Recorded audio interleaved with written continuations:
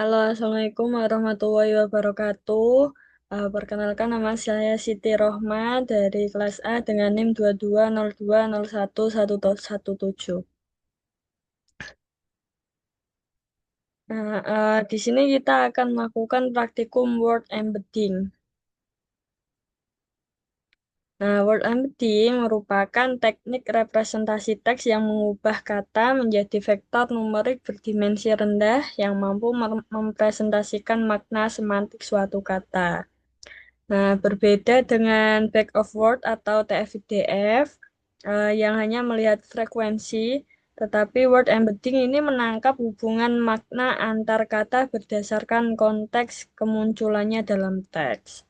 Nah, seperti contoh di bawah ini yaitu kata mahasiswa itu lebih dekat secara vektor ke pelajar daripada ke kendaraan. Artinya embedding ini memahami makna bukan sekedar kemunculan kata. Kemudian metode word embedding yang digunakan ini kita menggunakan metode word to fact atau skipgram. Nah, pada penjelasan ini digunakan metode word to fact dengan arsitektur skipgram karena yang pertama, metode paling populer dan fundamental. Yang kedua, efektif untuk dataset kecil menengah.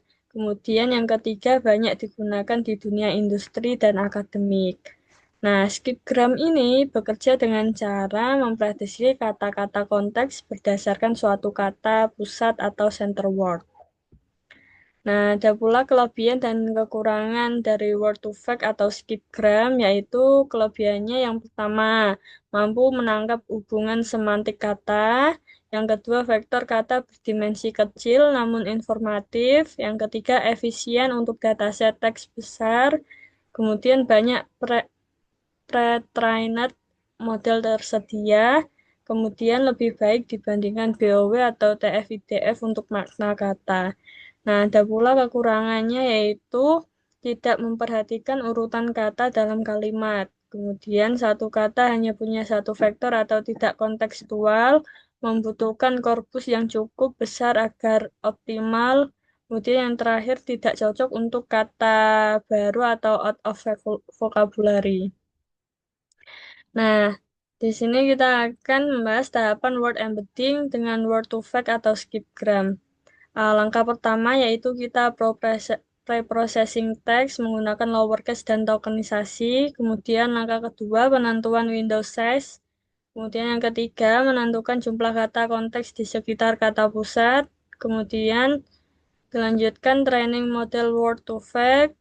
Selanjutnya model belajar memetakan kata ke vektor numerik, lalu membentuk vektor kata. Nah, kemudian setiap kata itu direpresentasikan sebagai vektor embedding.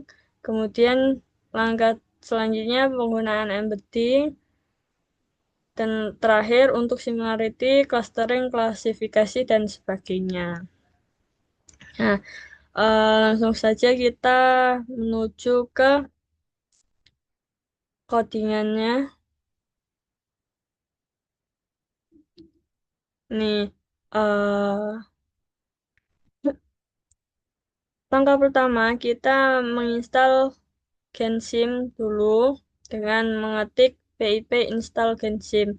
Nah, jika sudah ke-download, langkah selanjutnya yaitu kita ketik di atas from Gensim model import word to fact, kemudian kita masukkan kalimatnya seperti mahasiswa belajar NLP, mahasiswa belajar data, kemudian data mining penting, NLP berkaitan dengan bahasa. Nah, kemudian langkah kedua yaitu kita training word to fact skipgram dengan mengetik model word to fact dalam kurung sentence sama dengan kalimat vektor size-nya 50, Windows-nya 2, mincon-nya -1, dan SG-nya 1.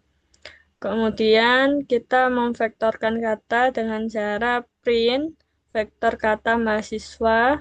Kita print model.wv mahasiswa, kemudian kita similarity antar katanya.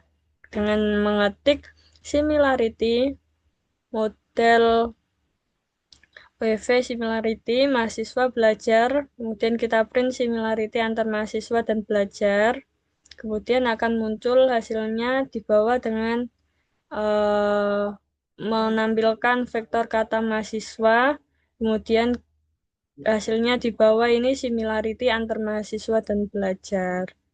Nah, itu cara menggunakan word embedding. Kita bertemu lagi di materi selanjutnya nanti.